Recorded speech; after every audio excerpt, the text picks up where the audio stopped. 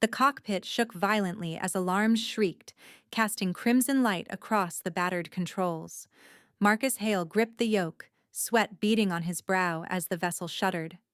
"Just a little longer," he pleaded, voice raw as he flicked switches with frantic precision. He rerouted dwindling power from cabin lights, air filtration, even life support, siphoning every precious reserve to the inertial dampeners. The roar of overstressed engines filled his ears, mingling with the discordant wail of warning klaxons. Outside, the storm-washed window revealed a world both breathtaking and deadly. A colossal floating mesa drifted into view, vast and ancient, suspended above the jungle by unseen forces. Its ragged cliffs gleamed with veins of iridescent ore, neon blues and shifting violets that pulsed like a living thing. Marcus's heart hammered in his chest. He had risked everything for this. The forbidden surface of Thalassa, the one chance to study its impossible geology. The shuttle bucked hard as atmospheric pressure shifted. Marcus wrestled with the controls, jaw clenched. "Come on, hold together," he muttered, knuckles white. He skimmed the mesa's edge, hoping to ride the updraft and ease his descent, but a sudden gust sent the vessel spinning. The nose dipped, gravity yanking at his body. Marcus fought desperately to stabilize, but the shuttle crashed through a canopy of glowing indigo foliage. Branches tore at the hull in a cacophony of screeching metal. Gravity shifted, then snapped back as the ship slammed into something solid. The world became a blur of blue light and shrieking alarms before, at last, the shuttle settled in a shuddering, groaning heap.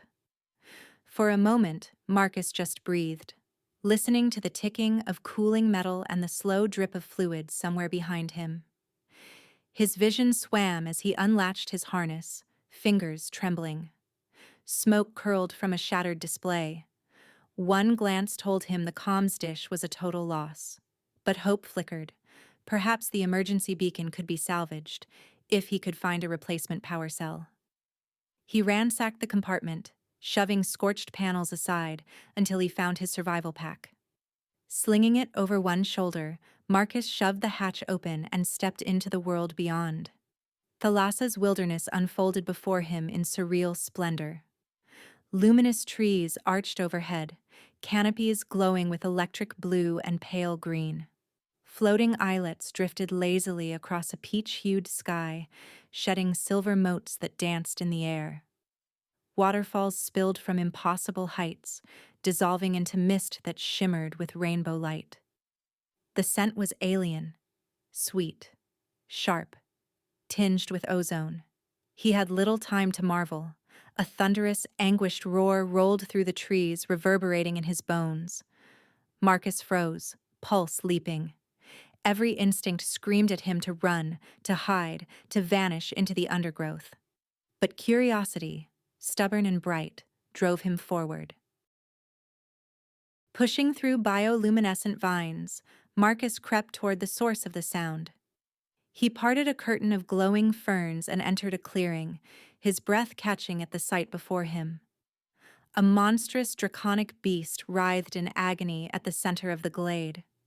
Obsidian scales caught the faint light, gleaming like polished armor. The creature stood taller than any land animal Marcus had ever seen, easily twice his height at the shoulder. 4 massive, clawed legs dug furrows in the soil as it fought some invisible torment. Vast, leathery wings, scored with scars, folded tight against its back. But it was the eyes that transfixed him, intelligent, golden, and burning with pain. Marcus's heart hammered. For one terrible moment he was certain the beast would lunge, jaws gaping to tear him apart. But instead, it held his gaze, the agony in its eyes mingling with something like hope. He dared a look at its chest, where a jagged metallic spike jutted from between armored plates. The device pulsed with a sickly green light, flickering in time with the creature's ragged breaths. He fumbled for his scanner, hands shaking, and swept it over the wound. The readout confirmed his suspicion. A neural disruptor, engineered to torment and subdue.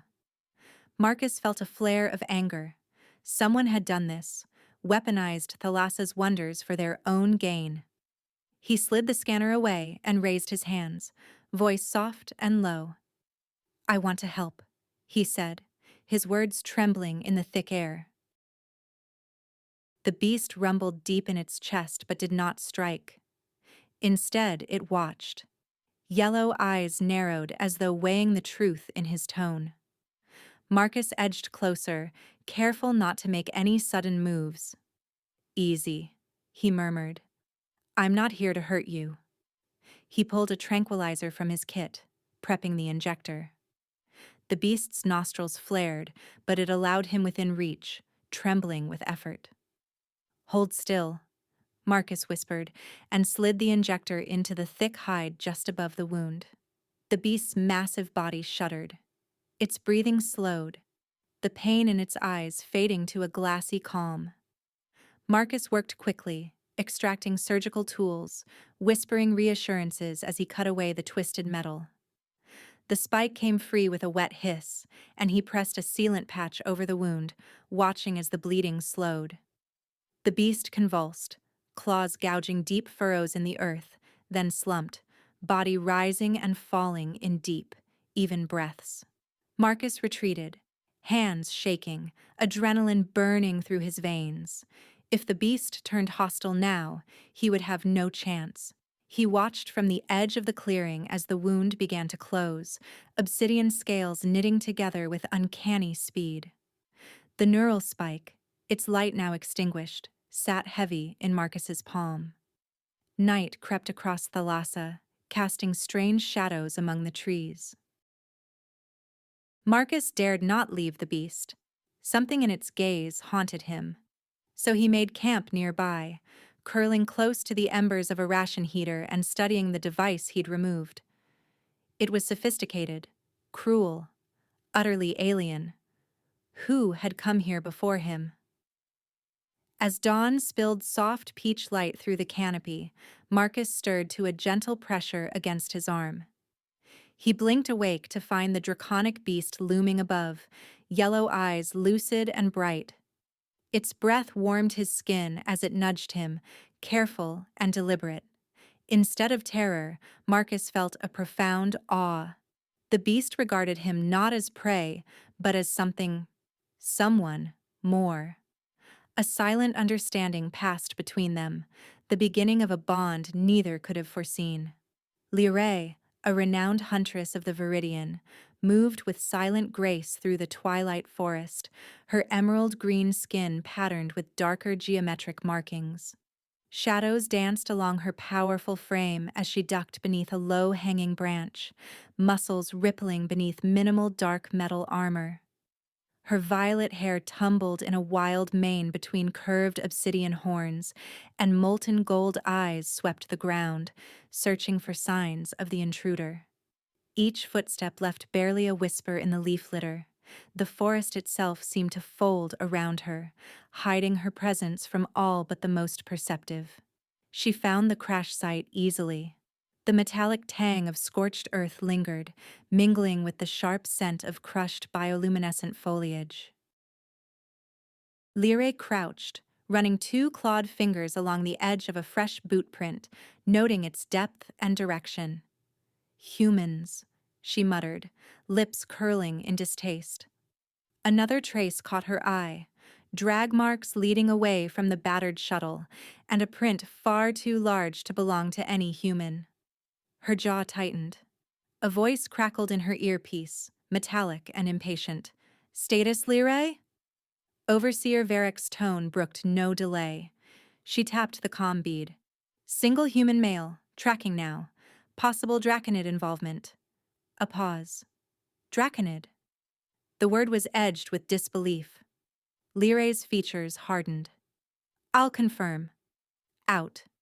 She closed the channel, unwilling to discuss her findings, or the shadow of her mother, matriarch Sira, that lingered in every command from the citadel.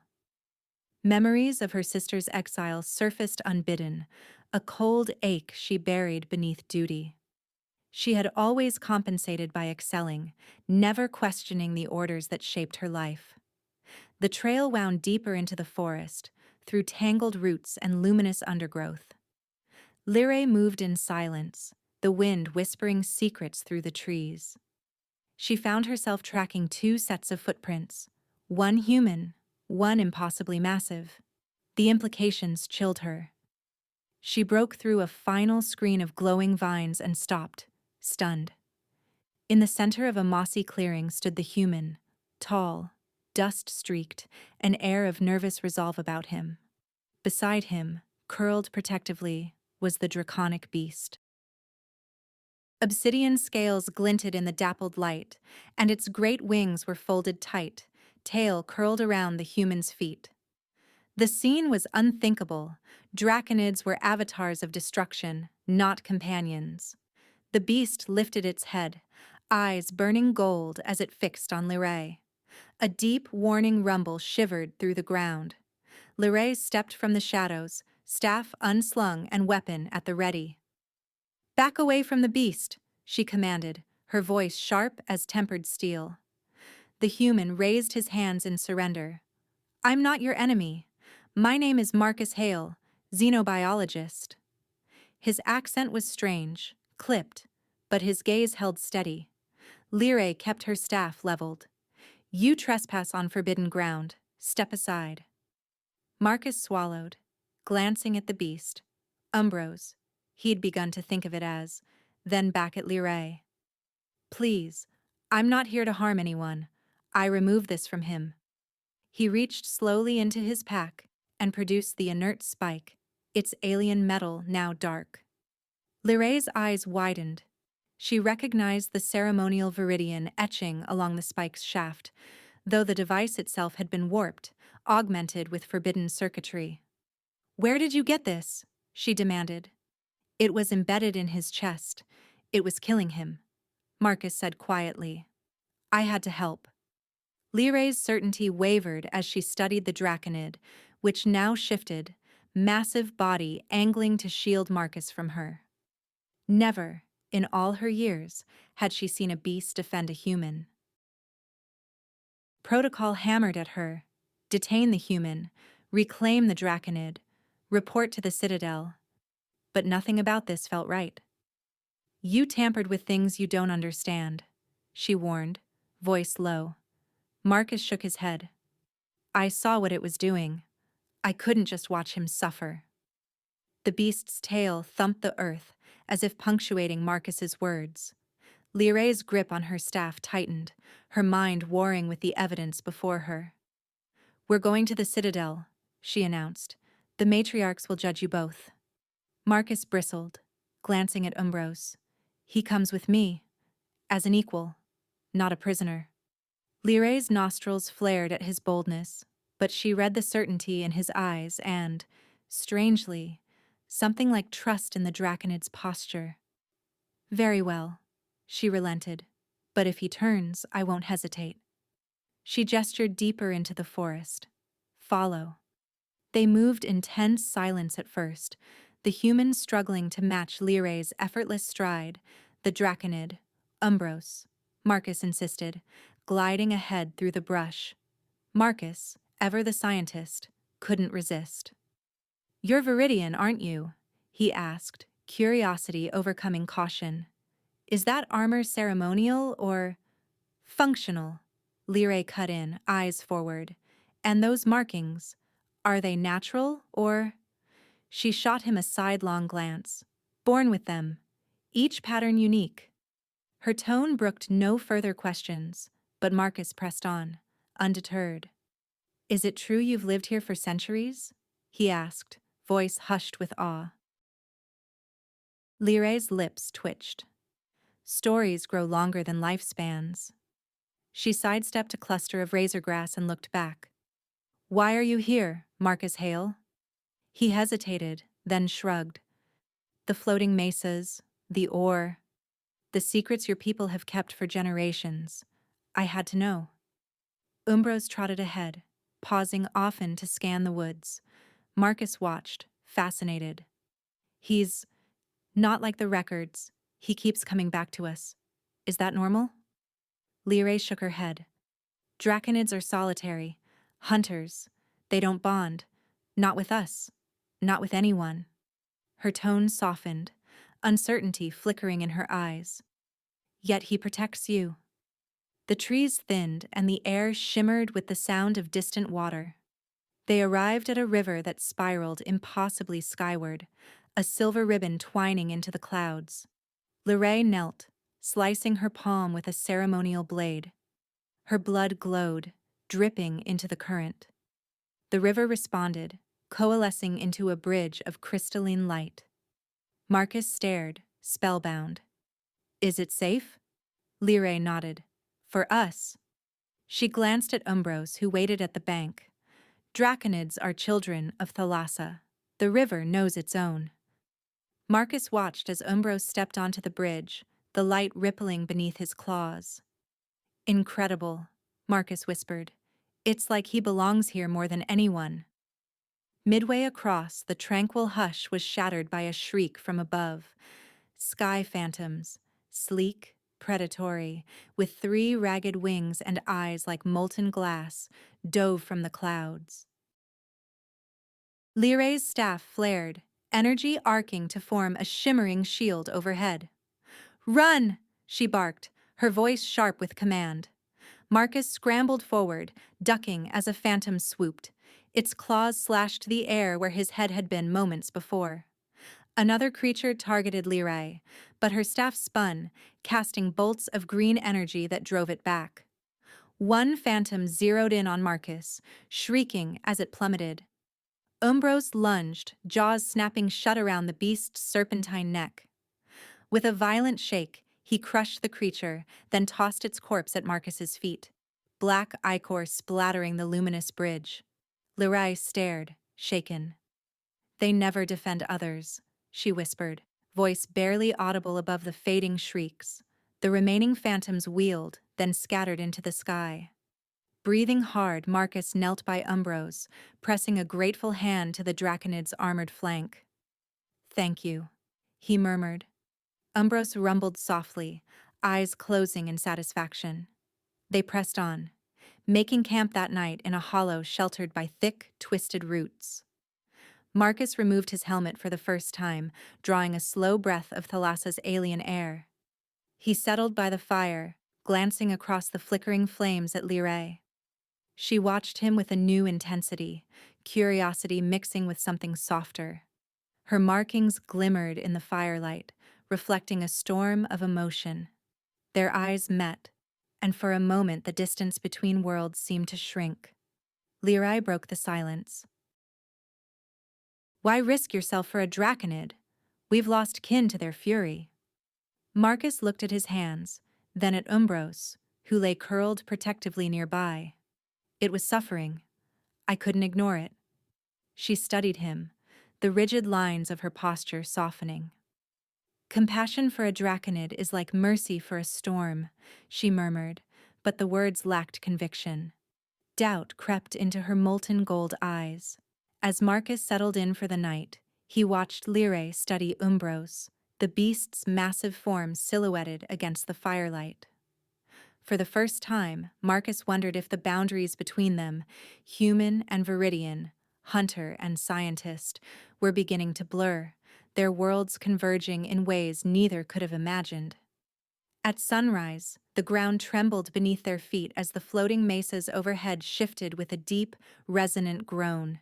The peach-hued sky fractured with movement as islands of stone and iridescent ore drifted in slow, majestic arcs, throwing flickering shadows across the crystalline undergrowth. Lyrae pressed her hand to the earth, expression taut with urgency. We must move. The terrain will soon be treacherous, she said, voice sharp. She shot Marcus a look, her molten gold eyes catching the dawn. He glanced upward, awe lighting his features as a cluster of floating islets wheeled overhead. It's incredible. I've never seen a world in motion like this. Incredible and deadly, Lyrae retorted, striding ahead with the easy authority of one who belonged here. Gravity rifts form without warning. Stay close, Watch the ground, not the sky. Marcus obeyed, trailing her as the forest seemed to tilt and ripple beneath their feet. Lyray's instincts guided them through shifting glades and sudden drops, her staff probing for hidden fractures. More than once, her sharp warning saved Marcus as boulders suddenly launched skyward, drawn by invisible currents. Umbros, restless and alert, circled above, his massive wings disturbing currents of shimmering pollen. He rumbled a warning and dove low, eyes fixed on a fissure that split the moss behind them with a thunderclap. Marcus staggered, arms flailing for balance. "Move!" Lyrae barked, grabbing his arm and yanking him forward just as the ground collapsed in a spray of glowing earth. For a heartbeat, they stood chest to chest, her cool, marked skin pressed to the fabric of his suit. Her breath brushed his cheek. Their eyes met, a shock of recognition, surprise, something deeper, before Lyrae stepped away, visibly unsettled. She led them onward at a punishing pace, Umbros scouting from above, his silhouette a constant reassurance amid the chaos of the shifting land. Marcus hurried after her, heart pounding, senses reeling with the strangeness of Thalassa. They crested a ridge, and Lyrae paused, gesturing to a hidden vale below. "The sacred springs," she said, reverence softening her voice. A radiant pool shimmered at the valley's heart, its surface fractured with the colors of dawn. Trees ringed the water, crystalline, multifaceted, catching the sun in prisms of blue and violet. "No outsider has set foot here," Lyrae murmured, her expression unreadable. She unfastened her armor and let it fall, revealing skin the color of deep forest, marked with dark geometric patterns that seemed to shift and glow in the morning light. Stepping into the pool, she moved with ritual grace, the water lapping at her thighs, then her waist. Beneath the surface, her markings shimmered like constellations. Marcus lingered at the edge, breath caught. The place radiated an energy he felt in his bones. He knelt by an ancient pillar and traced his hand along its surface. Carvings spiraled around the stone, viridian figures interwoven with humans, their hands joined, a great draconid arching above them in protection. Marcus frowned. This was not the story Lyrae had told him. He called softly, "Lyrae, these carvings, they show your people and mine together. Partners, not enemies. Even the draconids. Look." Lyrae waded closer, droplets clinging to her skin. Her eyes narrowed as she studied the images, confusion clouding her features. A sudden commotion shattered the hush. From the undergrowth burst a Viridian warrior, spear raised, obsidian armor gleaming with ritual scars. His frame was broad, nearly matching Lyrae's height, his expression twisted in outrage. "Defiler!" he spat, leveling his spear at Marcus. "You desecrate what is forbidden." Umbros landed between them with a thunderous crash, jaws parted in a warning snarl. The warrior, Kale, lunged, but Umbros swept him aside, pinning him with a massive claw. Kale struggled, spitting curses in the Viridian tongue. "Enough!" Marcus shouted. He held up both hands, stepping closer to the beast. "Let him go, Umbros, please." Umbros hesitated, golden eyes searching Marcus's face, then released his captive with a begrudging rumble. Kale rolled to his feet, pride wounded, spear still tight in his grip. Lyrae emerged from the pool, water streaming from her skin, armor forgotten. "Kale," she said, voice edged with command, "explain yourself." He glared, chin lifted. "Matriarch Syrah sent me. You stray too close to the human's influence. I was to observe, ensure you remain loyal." Lyrae's jaw set, but her gaze flicked to Marcus and the carvings. "You accuse me of disloyalty, yet you trespass here as well." Kale sneered. "I do my duty. He," a jut of his chin toward Marcus, "should not be breathing."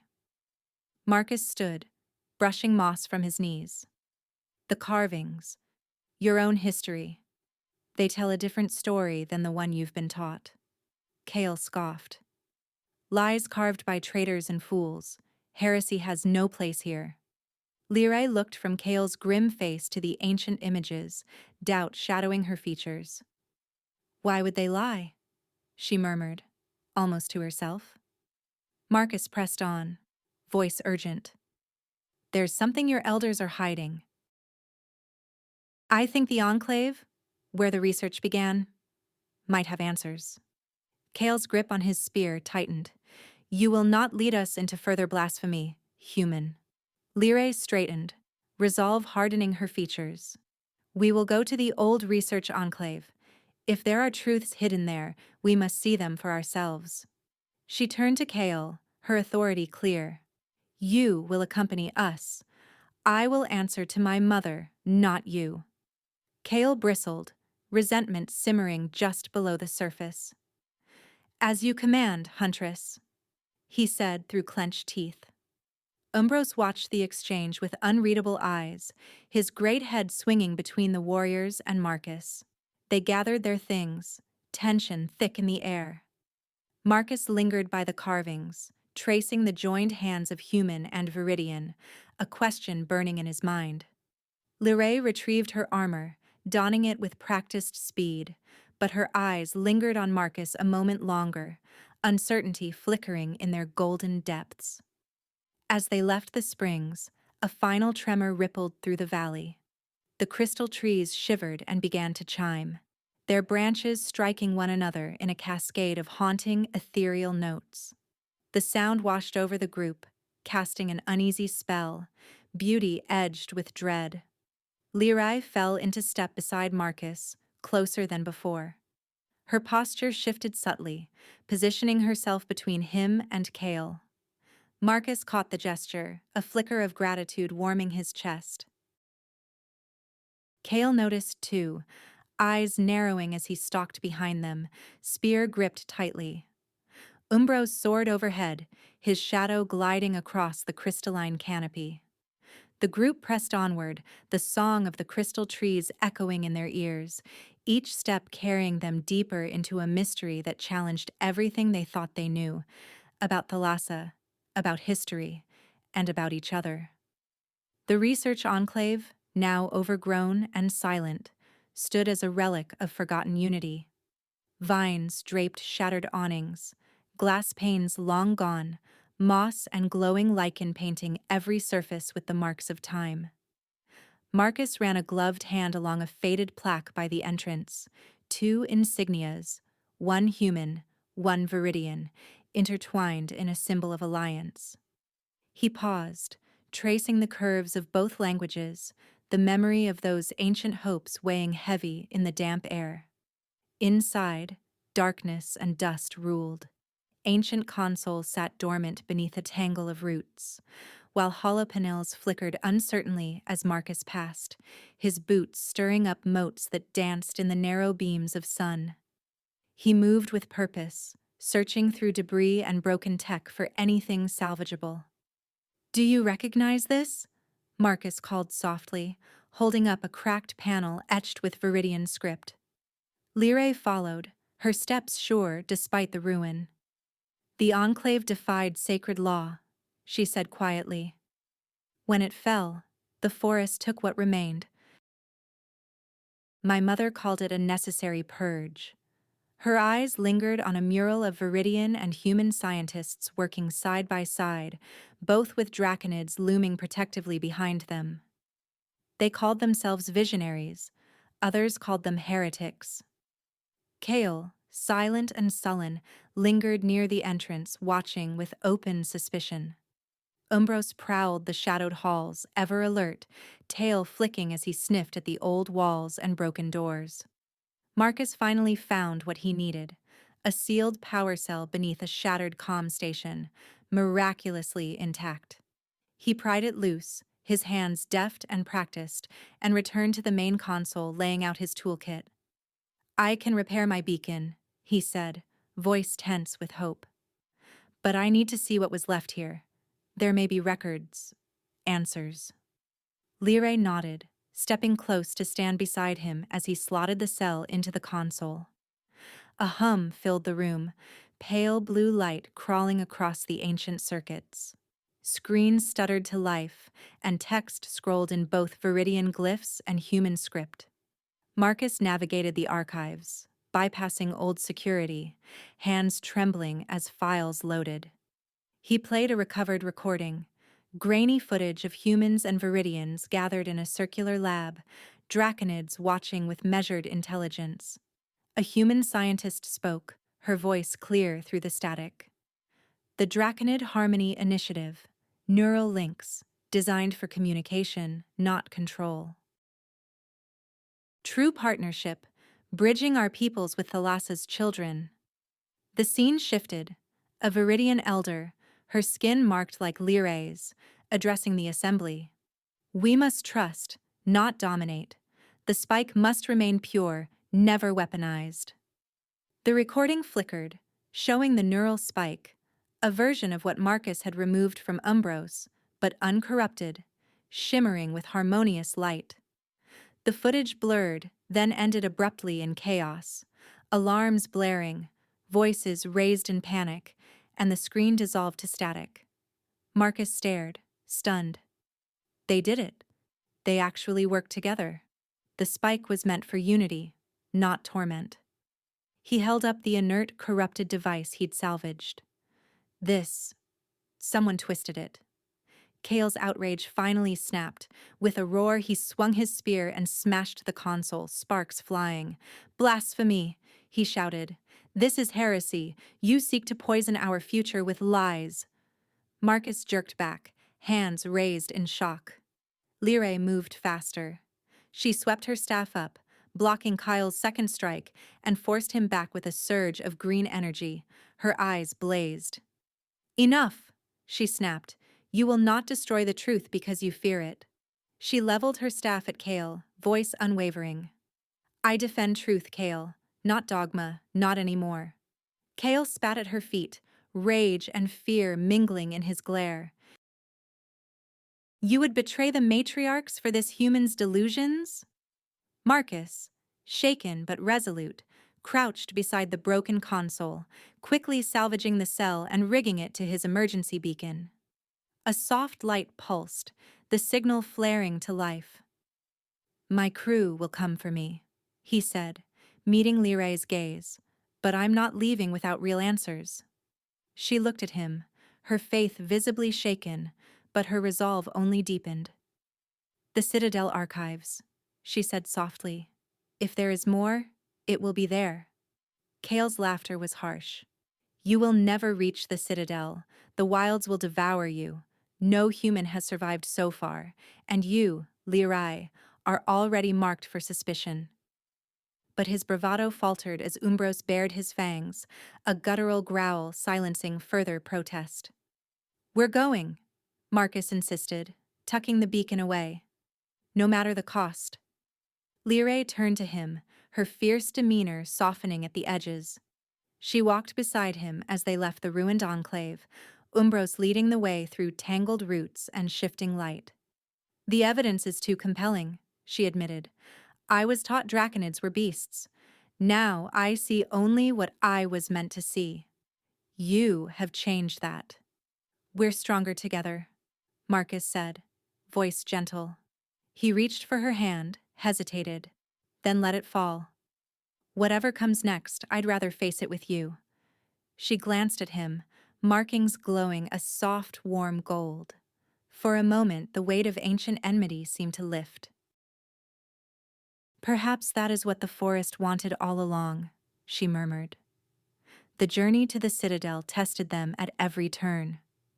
Gravity twisted without warning. One moment the path sloped gently. The next, rocks and trees spiraled skyward, threatening to tear the ground from beneath their feet. Lyray's instincts saved them more than once. Marcus learned to trust her signals, to move when she moved, to freeze when her hand caught his arm. Umbros was their silent sentinel, always at the edge of sight, fending off prowling predators with thunderous roars. Kale trailed behind, sullen and watchful, spear never far from his grasp. He eyed Umbros with suspicion and fear, muttering prayers when he thought the others could not hear.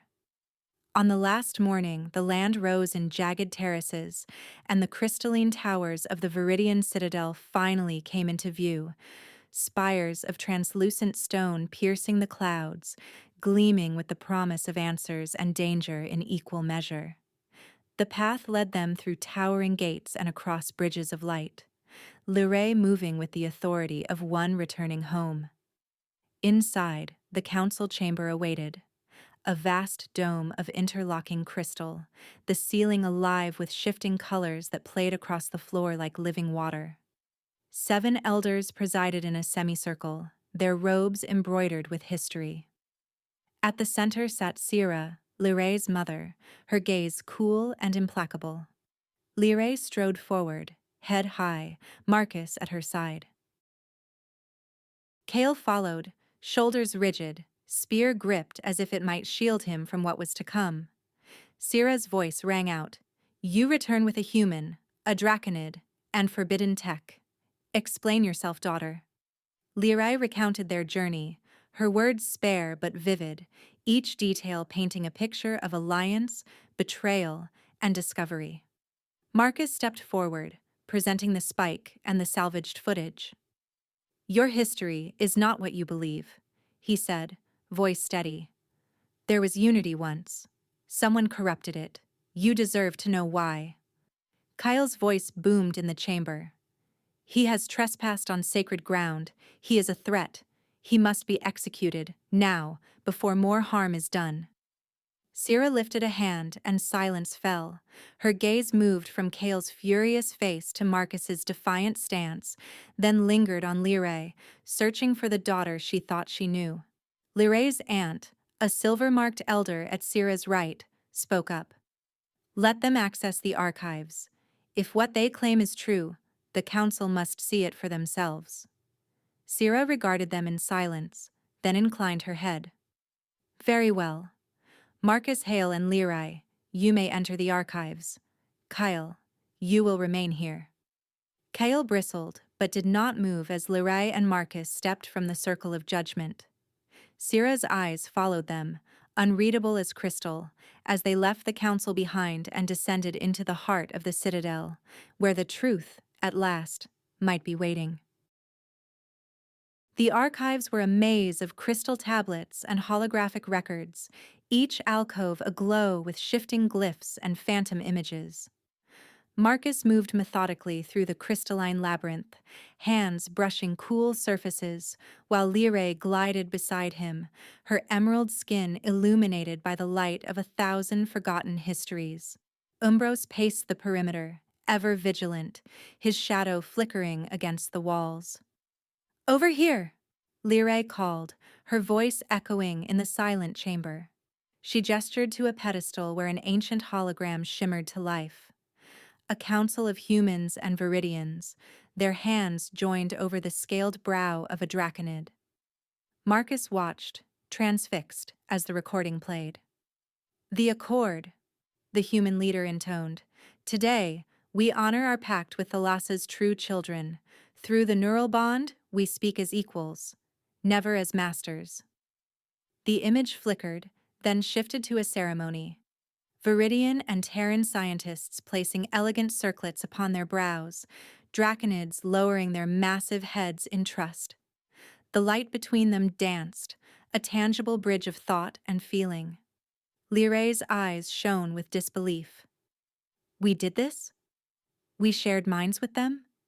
Marcus nodded, awe in his voice. "It's all here.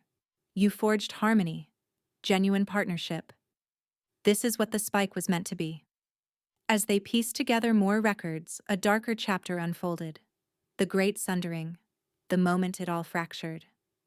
Another hologram, a council in chaos, voices raised in fear. "A faction has corrupted the technology," a Viridian cried. "They seek to bind the draconids, not communicate, twist their will for war." The footage blurred into battle, Draconids writhing, eyes glazed with pain, humans and Viridians alike fleeing from their rampage. Tradition must be preserved, a shadowed advisor declared, but only as we define it. The accord was buried, the truth rewritten. Marcus slumped against a pillar, his brow furrowed in anger. The spike, what I took from Umbros, it was never meant for unity. It was designed to cause pain, force obedience. He held up the inert device, voice trembling. Someone's been manipulating your history, Lyrae, keeping the Draconids as weapons, not partners. Lyrae's markings pulsed a violent gold, distress and rage warring in her expression. My mother, Sira, she must have known. She let it continue. Marcus reached for her hand, grounding her. We'll show them. We have proof. Suddenly, alarms blared, slicing through the hush of the archives. Red glyphs flashed across the walls. The doors crashed open, and Kale stormed in, flanked by armed guards. His voice was a thunderclap. Marcus Hale, you are charged with treason and blasphemy. Stand down. Lyrae moved without hesitation, stepping between Marcus and the spear points. He's innocent. The council must see what we've found. Kyle sneered, thrusting his spear. You betray your own blood, Lyrae. Umbros surged forward, a living wall of obsidian scales. His roar shook the crystal vaults, scattering the guards. With a swipe of his tail, he knocked Kale aside, then pinned 2 guards beneath his massive claws. Marcus seized the moment, backing away from the fray, as Lyrae and Kale clashed, staff against spear, fury against dogma. You would kill for a lie? Lyrae hissed, parrying Kale's wild thrusts. I defend our future, Kale spat. She disarmed him with a spinning blow, staff knocking the spear from his grasp.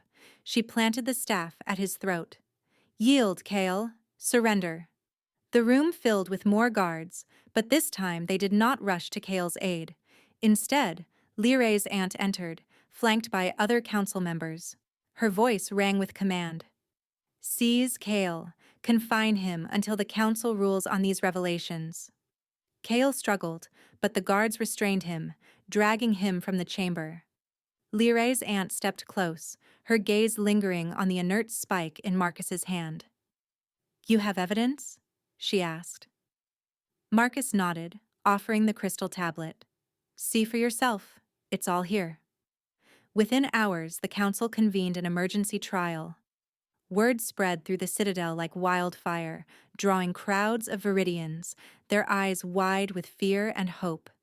Lyrae stood before the 7 elders, Marcus by her side, the spike and recordings displayed for all to see.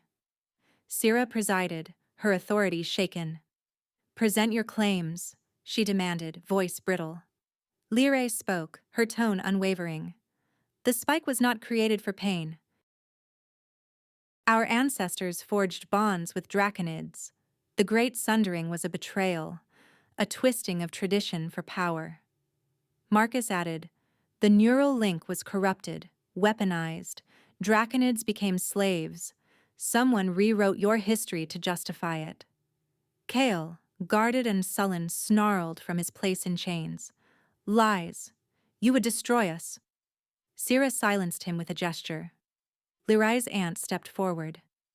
I have seen the records. I too harbored doubts. Whispers of the accord. Stories of peace. We must face the truth, no matter the cost. The council chamber rippled with shock and argument. Evidence was examined, witnesses called, scientists, elders, even a keeper who had guarded the old enclave and remembered the Accord's final days. At last, the spike's true origin was traced, not to Sira herself, but to her closest advisors, those who had most to lose if the old ways returned. Sira's voice shook as she addressed her people. I have failed you. I step down, pending investigation. The council ruled. Marcus was exonerated, his actions seen as a catalyst for healing. Umbros, his loyalty proven, was recognized as a free being, no longer a tool of war. Viridian tradition began to shift. Reforms were set in motion to restore the old harmony, to seek true partnership with Draconids once again. Outside the council, the Citadel Plaza thrummed with new energy.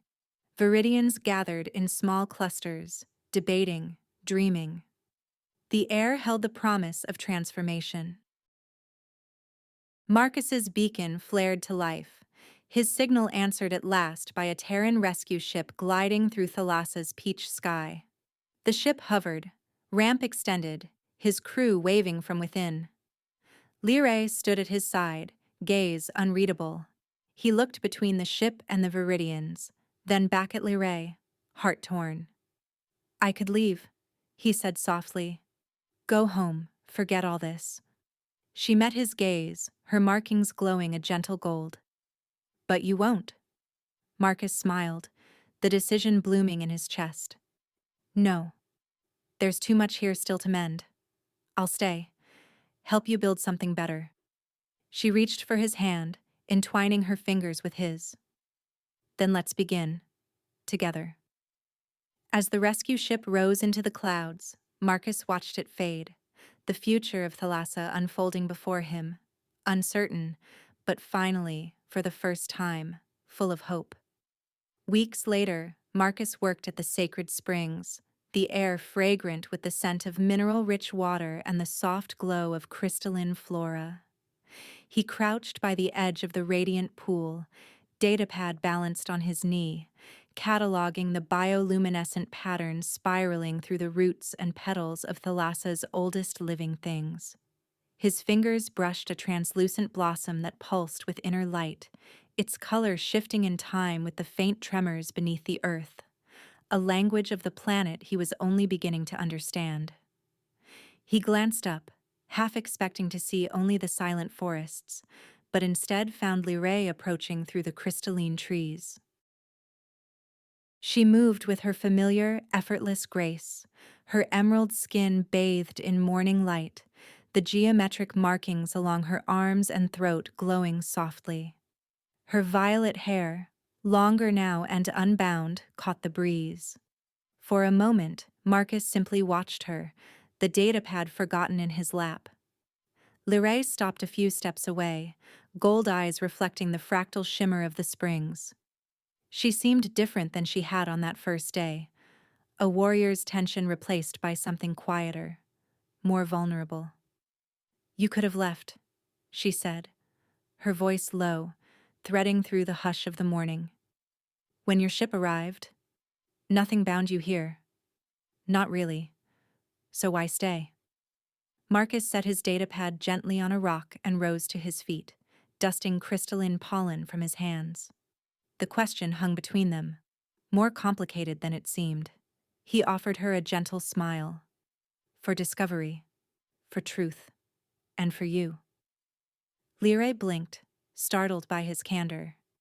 The edges of her mouth softened, and her eyes widened just slightly, as if she had expected him to speak only of science and new worlds. "You're impossible, Marcus," she murmured, a quiet laugh threading through her words.